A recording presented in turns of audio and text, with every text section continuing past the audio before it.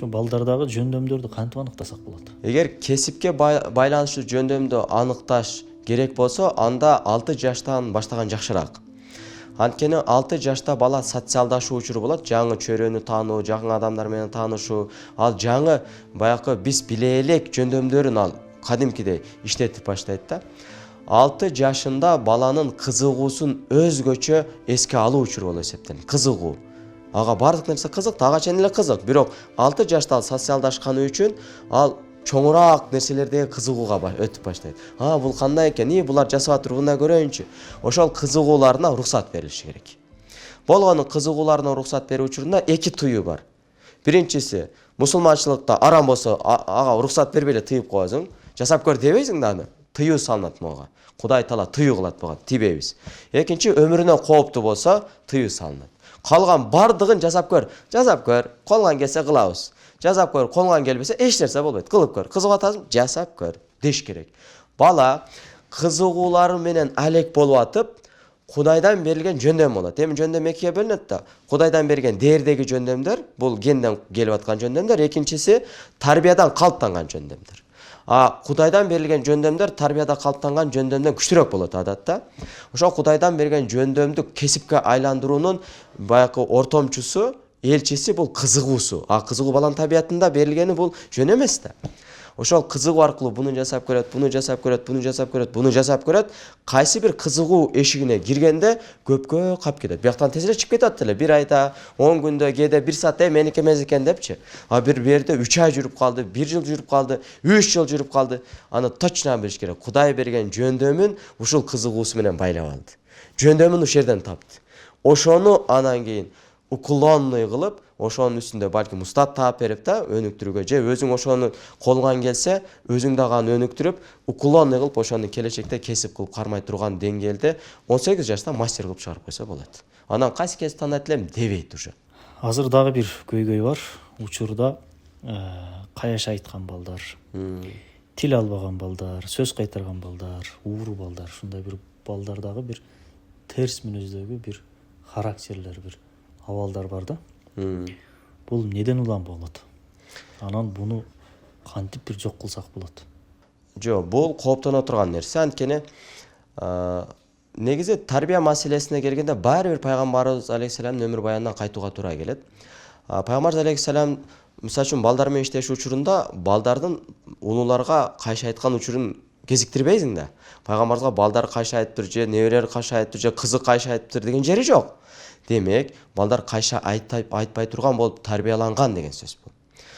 Эмнеге биздики кайша айтып атат? Демек, биздики кайша айта турган болуп тарбияланып калды деген сөз. Анткени мен балам кайша айтат деген апаларга айтам да. Кечиресиз, бир суроо берейин сизге. Бериңиз. Балаңыз кайша айтат? Ооба, кайша айтат. Балам кайша айтат? Ушундай, тигиндей, мындай. Балаңыз кайша айтат? Ооба, кайша айтат. Балаңыз ушу төрөлгөндө эле кайша айтып төрөлгөнбү? Ушу төрөлгөндө эле ушу не деп кайша айтты беле? Жок. Ал төрөлгөндө кайша айтып төрөлгөн эмес. Ал төрөлгөндө мези таптаза, бир да жазуу жок. Сезимдери таптаза, эч нерсени билбеген бала.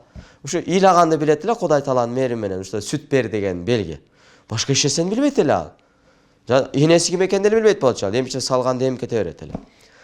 Демек, бала кайша айтуучулук төрөлгөндөн берилбей атса, демек бул буну үйрөнүптүр да. Ага ким кошунан келип үйрөтүп кетип атат күндө? Жок, буну сенден үйрөндү. Капа болма, буну сенден үйрөндү. Тагыраагы, бала ата-энеге кайша айтат, ал кайша айтканды үйрөнгөн үчүн кимден? Албетте тарбиялоочусунан. Ким тарбиялайт? Эне, ата, мугалим, да? Эми экинчиси, бала эмнеге анда айтышы өрөт? Үйрөнүп алдым, эмнеге айтышы өрөт десе, бала менен кайша айтышып тең туш болгон бар. Бала менен кантип тең туш болосуң? Мисалы үчүн кайшаны адатта тең тушуң айтсаң жашат, дос балаңа.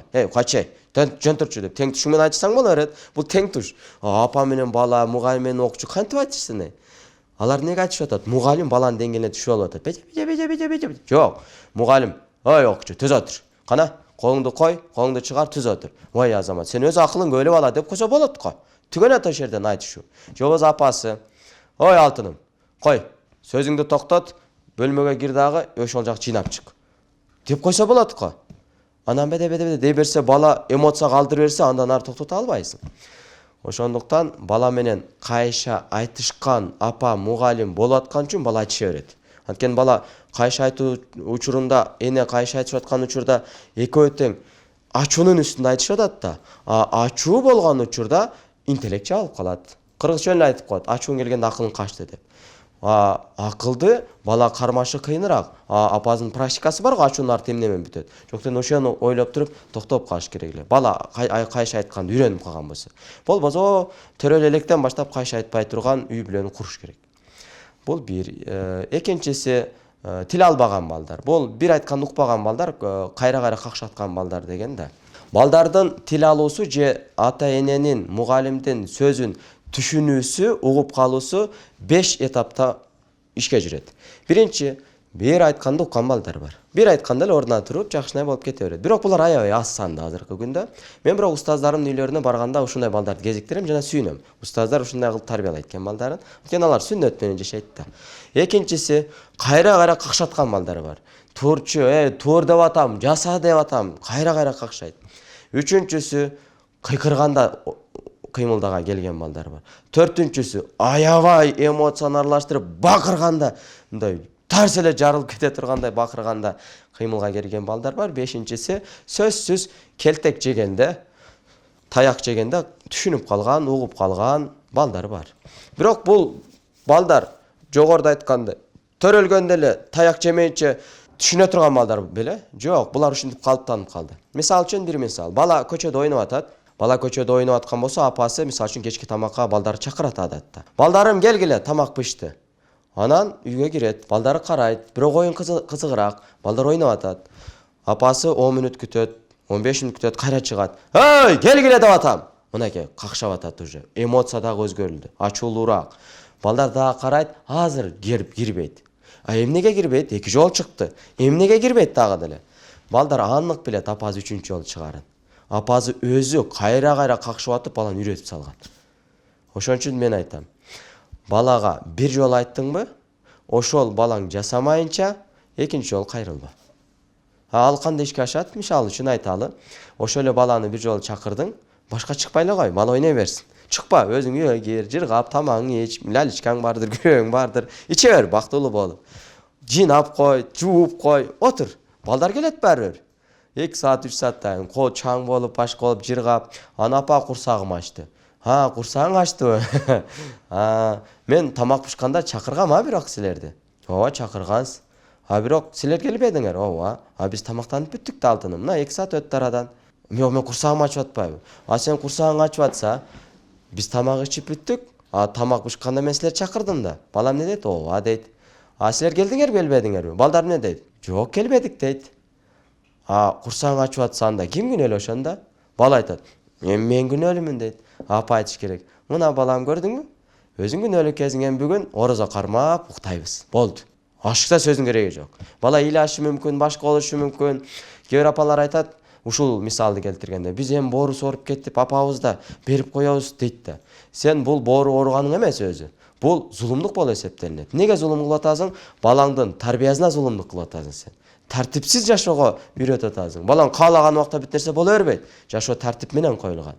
Тартип менен жашагандар ийгиликке жетет. Каалаган убакта барам, анан каалаганда турам болбойт кандай.